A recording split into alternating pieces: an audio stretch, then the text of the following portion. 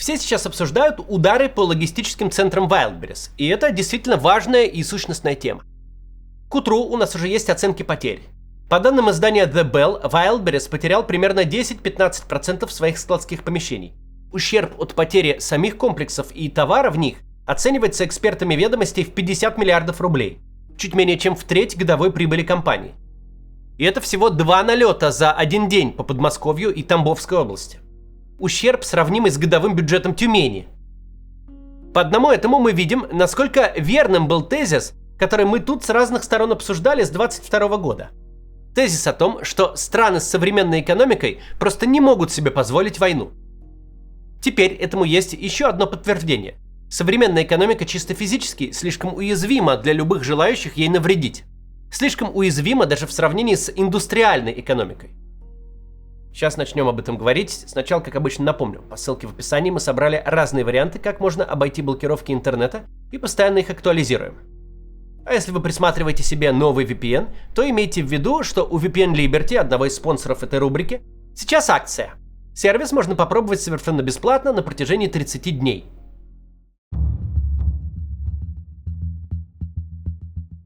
Главный сюжет первых месяцев войны – штурм Азовстали.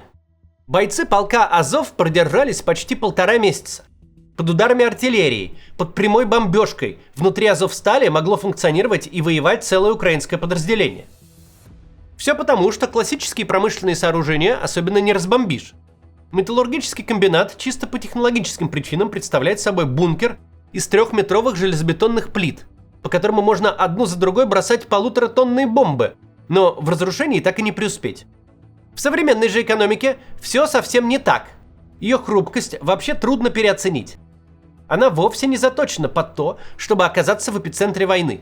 Огромный логистический центр, где товара может лежать на 0,5% ВВП, это просто быстро возводимая конструкция из стального профиля, которая разлетается от утлого дрона в клочья. Как выглядит, например, современная многомиллиардная IT-корпорация, если выразить ее в объектах физического мира? Все эти сервисы, приложения, платежи, навигация, коммуникации, на которые завязана работа и повседневная жизнь десятков миллионов людей. С точки зрения физического мира, любая такая корпорация – это столько-то дата-центров, которые защищены от перебоев электричества, имеют много резервных каналов связи, продвинутые системы пожаротушения и прочие средства обеспечения бесперебойной работы. Но никто не строит дата-центры как бункеры. Никакой класс аптайма не описывает ситуацию, когда кто-то собирается нарочно уничтожить центр обработки данных, сбросив на него взрывчатку. Эта нехитрая схема возвращает нас к разговору о том, почему современные государства с современной экономикой просто не могут позволить себе войну. А любые, хоть сколь-либо умеющие соображать хоть что-то вообще, руководители современных государств, войны будут любой ценой избегать. Вся современная экономика держится на идее, что никто не будет ей специальным образом вредить. А навредить ей очень просто. Активы на целые проценты ВВП – это товары на складе, это серверы в стойках, которые очень уязвимы, которые ничего не стоит расфигачить. Тем более, что сложены они компактно и заранее известно, где именно. Когда у вас постиндустриальная экономика, уже не так важно, с кем вы воюете, насколько противник кажется вам слабым на первый взгляд. Любое образование, похожее на государство, способно собрать пластиковый самолетик и начинить его взрывчаткой. А у вас уязвимых дорогостоящих объектов настолько много, что даже самое мощное государство не смогло бы в полной мере их защитить. Концепция ядерного сдерживания звучит как гарантированное взаимное уничтожение. Ни одна ядерная держава не сможет применить такое оружие против другой ядерной державы, избежав непомерного ущерба для себя. В некотором роде, из-за сочетания особенностей современной экономики и дешевых дальнобойных ударов, любая война теперь идет по похожему принципу. Если беспилотник стоимостью в десятки тысяч долларов может нанести ущерба на сотни миллионов, а если очень повезет, на миллиарды долларов, если по стоимости одного танка можно угробить целую индустрию экономики, измеряемую процентами ВВП, то любая война становится источником непомерного ущерба. Единственный способ не получить непомерный ущерб – не начинать войну. При любом другом раскладе он обязательно будет. Еще совсем недавно нанесение ударов вглубь, далеко вглубь территории противника было привилегией самых мощных государств. Каждая ракета стоит как годовой бюджет поселка. А чтобы ракету эту сделать, нужно десятилетиями вкладывать миллиарды долларов в науку и военное производство. Сейчас же абсолютно все, если поставить себе такую задачу, могут дотянуться куда угодно.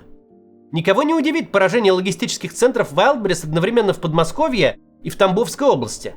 Просто потому, что Украина уже дотягивалась до Омского НПЗ, а значит, что в принципе нет никаких таких территорий в России, которые были бы слишком далеки и труднодоступны.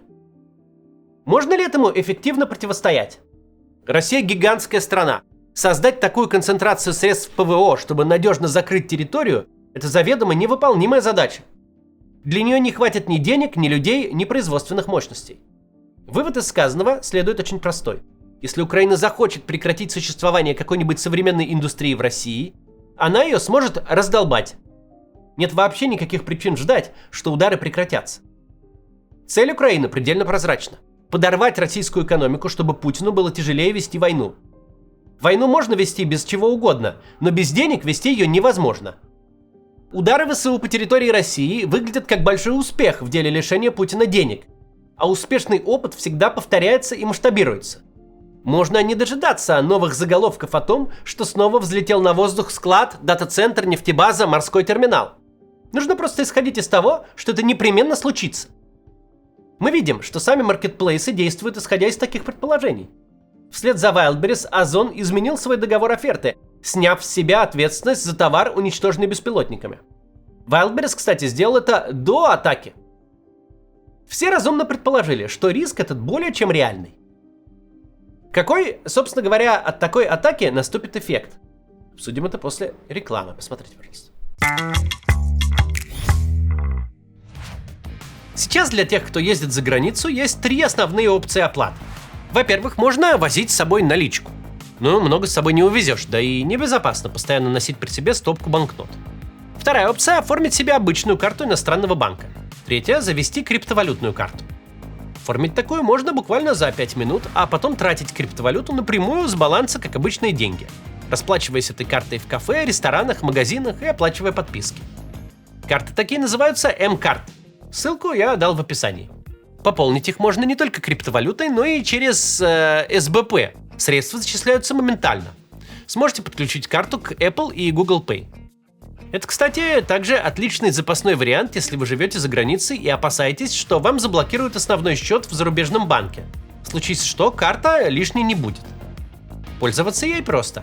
Все управление картой и транзакциями осуществляется через Telegram, безо всяких дополнительных приложений и сложных интерфейсов.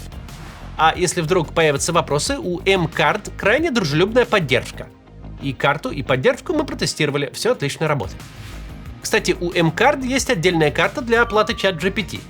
Если вам нужно только оплатить сервис, а не тратить деньги за границей, то можно оформить ее и не переплачивать. Ссылку на М-карт я оставил в описании. А если вы напишите в поддержку промокод CATS, то 50% от стоимости карты вернется к вам на баланс после покупки. Спасибо, что смотрите рекламу, продолжаем. Итак, какой эффект наступит от атаки ВСУ по российским маркетплейсам? От одной никакого глобального эффекта не будет. Wildberries – компания с оборотом больше 6 триллионов рублей, 3% российского ВВП, прибыль 175 миллиардов. Оборот Озона 4 с лишним триллиона, у Яндекс.Маркета почти 1,5 триллиона. Это большие компании, они могут себе позволить потерять миллиарды, даже десятки миллиардов. Поэтому единичная атака для их экономики ничего особо не значит. Но ключевое слово тут единичное. Весь бизнес Wildberries на 6 триллионов завязан на 2 десятках фулфилмент-центров. 2 украинских удара уничтожили, по оценкам, примерно 10-ю часть мощности складской логистики компании. Адреса всех складских комплексов, где лежит товара на сотни миллиардов, известны. Военную тайну из них не сделаешь. Такой бизнес невозможно вести в секретном режиме. От ударов этих определенно пострадают продавцы. И не только те, чей товар сгорел, но и все, кому придется платить повышенные сборы, штрафы, страховки и комиссии, поскольку компании, безусловно, придется как-то постараться компенсировать свои убытки.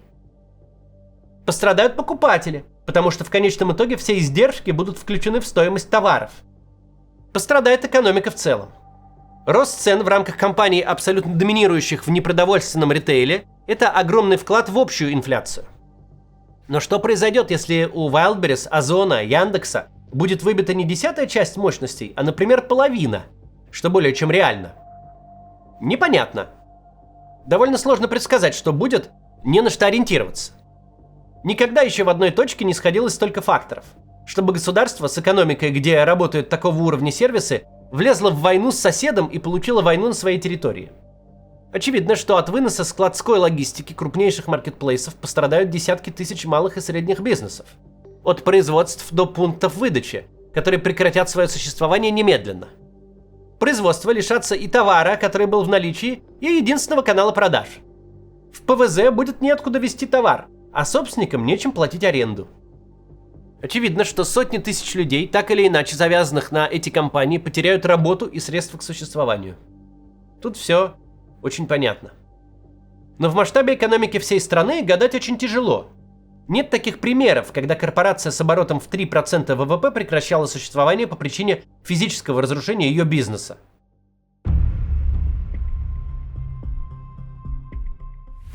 Судя по общественной реакции на эти новости, люди воспринимают происходящее серьезнее, чем удары по НПЗ и связанный с ним дефицит топлива.